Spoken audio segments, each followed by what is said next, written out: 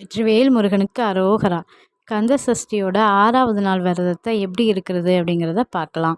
இப்போது 5 நாள் விரதம் இருக்கலைனாலும் பரவாயில்ல, கண்டிப்பாக அந்த 6வது நாள் விரதத்தை இருங்க. சூரசம்ஹாரம் அன்னைக்குன்னு விரதம் இருக்கிறது ரொம்ப ரொம்ப விசேஷங்க. அதுலேயும் மௌன விரதம் இருக்கிறது ரொம்ப ரொம்ப நல்லது. இப்போ எப்படி விரதம் இருக்கிறது அப்படிங்கிற டீட்டெயிலை பார்க்கலாம். காலையில் எழுந்திரிச்சு குளிச்சுட்டு ஷட்கோண கோலம் போடணுங்க. ஷட்கோண கோலம் போட்டுட்டு இப்போது ஒரு சில பேர் அகல் விளக்கு, அதாவது நெய் விளக்கு ஏற்றுங்க. நெய் விளக்கு ஏற்றுறது தான் நல்லது. இப்போ ஒரு சில பேர் என்ன பண்ணுவீங்க அப்படின்னா, ஃபஸ்ட்டு நாள் முதல் நாள் ஆரம்பிக்கும் போது முதல் எழுத்தில் விளக்கு வச்சுருப்பீங்க. இப்படி ஒவ்வொரு நாளும் ஒவ்வொரு விளக்கா ஏற்றிட்டு வந்திருப்பீங்க. நிறைவு எழுத்தான வா அதில் வந்து இன்றைக்கி விளக்கேற்றணும்.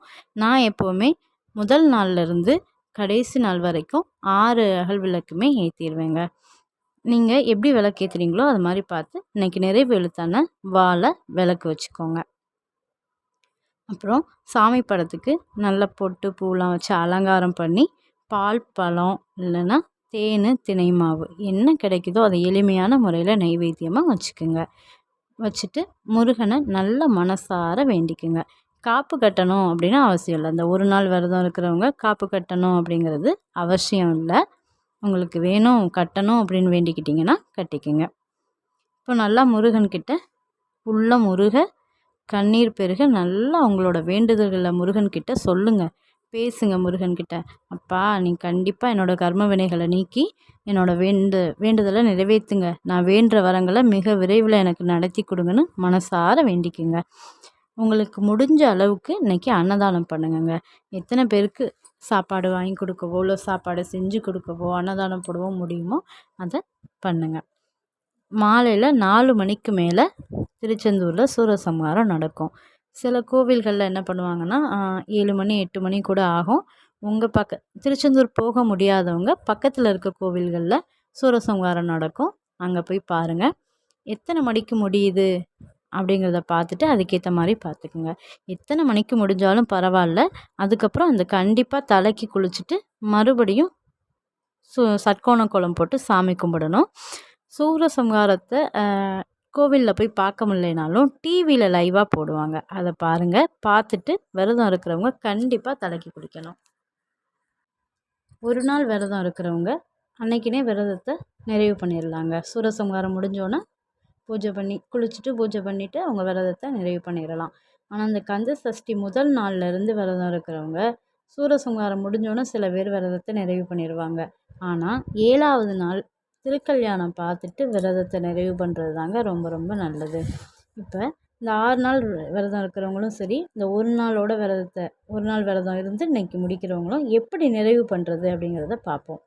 சூரசம்ஹாரம் முடிஞ்சதும் குளிச்சுட்டு பூஜை அறையை சுத்தம் பண்ணணும். சட்கோண கோலம் புதுசாக போடணும். சாமிக்கு அலங்காரம் பண்ணி சட்கோண கோலம் போட்டு விளக்கேற்றிட்டு சாமிக்கு அலங்காரம் பண்ணிவிட்டு நெய்வேத்தியமாக கலவை சாதத்தை செய்யணும். 6 வகையான சாதத்தை செய்யணும். தயிர் சாதம், சர்க்கரை பொங்கல், புளி சாதம், இல்லை லெமன் சாதம், தேங்காய் சாதம், அந்த மாதிரி உங்களுக்கு என்ன பருப்பு சாதம், அந்த மாதிரி என்ன செய்வீங்களோ பரவாயில்ல. ஆனால் 6 சாதம் செய்யணும். இதெல்லாம் இவ்வளோ செய்ய முடியாது அப்படிங்கிறவங்க சிம்பிளாக தயிர் சாதம் மட்டுமாவது கண்டிப்பாக வைக்கணும். தயிர் சாதம் கண்டிப்பாக வைக்கணுங்க. ஏன்னா சூரசம்ஹாரம் முடிஞ்சோடனே சுவாமி வந்து அந்த சினம்லாம் தணிந்து ஒரு அவரை வந்து குளிர்விக்கணும் அப்படின்னு சொல்லுவாங்க. அதனால் தயிர் சாதம் கண்டிப்பாக படைக்கணும். பானகம் வச்சு கும்பிட்டுட்டு இந்த விரதம் இருந்து முடிக்கிறவங்க விரதத்தை நிறைவு பண்ணும்போது தயிர் சாதம் தாங்க சாப்பிடணும். பானகமும் குடிக்கணும். தயிர் சாதம் எதுக்கு சாப்பிட சொல்கிறாங்க அப்படின்னா, இத்தனை நாள் பட்டினி விரதம் இருந்திருக்கீங்க இல்லையா, திடாகாரம் எடுத்துக்காமல் இருந்திருப்பீங்க. அப்படி இருக்கும்போது காரமான உணவுகளை சாப்பிட்றக்கூடாது. அது மாதிரி நிறையாவும் சாப்பிடக்கூடாது. கொஞ்சம் கொஞ்சமாக அளவை வந்து அதிகரிச்சுக்குங்க. ஃபஸ்ட் நாள் கொஞ்சமாக சாப்பிடுங்க, அதுக்கு அடுத்த நாள் கொஞ்சம் கூட்டிக்கலாம். அந்த மாதிரி சாப்பிட்லாம். காரமான உணவுகளை ஒரு 2 நாளைக்கு எடுத்துக்க வேணாம். முதல் நாளாவது தயிர் சாதத்தை சாப்பிட்டு விரதத்தை நிறைவு பண்ணுங்கள்.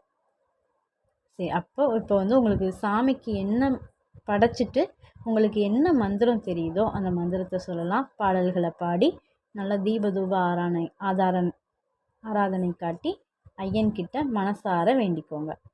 கந்தா, கருணை காட்டுப்பா, எங்களோட வேண்டுதலை நிறைவேற்றி கொடுப்பா அப்படின்னு வேண்டிக்கிட்டு விரதத்தை நல்லபடியாக நிறைவு பண்ணுங்கள். இப்போ காப்பு கட்டியிருந்தீங்க அப்படின்னா அந்த காப்பை அவுத்துட்டு இப்போ பூஜை அறையில் தேவையில்லாத அந்த காஞ்ச பூக்கள்லாம் வச்சுருப்போம் இல்லையா, பூ அந்த தேவையில்லாத இந்த பொருட்கள்லாம் சேர்த்து வச்சுருப்போம், அது கூட அந்த கயிறையும் சேர்த்துட்டு இப்போ நைட்டு இரவு நேரமாக இருக்கிறனால என்ன பண்ணலான்னா அடுத்த நாள் காலையில் அதை ஓடுற தண்ணியிலையோ இல்லை கால் படாத இடத்துலையோ போட்டுடலாம். இப்போ எப்படி சூரன் எப்படி அழிந்தானோ அது மாதிரி நமக்குள்ளே இருக்கிற அசுரனான ஆணவம், அகந்தை, கோபம், குரோதம், பொறாமை, வெறுப்பு, பகைமை போன்ற தீய பழக்கங்கள் எல்லாம் சம்ஹாரம் பண்ணி உடலையும் மனதையும் இந்த 6 நாளாக சுத்தப்படுத்தி வச்சுருக்கோம். இந்த சுத்தப்படுத்தின உடம்போட நல்லா ப்ரேயர் பண்ணிக்கிங்க, முருகன்கிட்ட மனசார வேண்டிக்கிங்க. கண்டிப்பாக அவங்க எல்லாரோட வேண்டுதல்களையும் செந்தில் ஆண்டவன் நிச்சயமாக நடத்தி கொடுப்பாரு. விரதத்தை நல்லபடியாக நிறைவு பண்ணியாச்சு. இப்போது 7வது நாள் விரதம் முடிக்கிறவங்க எந்த மாதிரியான உணவுகளை சாப்பிட்லாம், எப்படி விரதத்தை முடிக்கணும், என்னெல்லாம் பண்ணணும் அப்படிங்கிற டீட்டெயிலை நான் அடுத்த வீடியோவில் கொடுக்குறேங்க. வெற்றிவேல் முருகனுக்கு அரோகரா.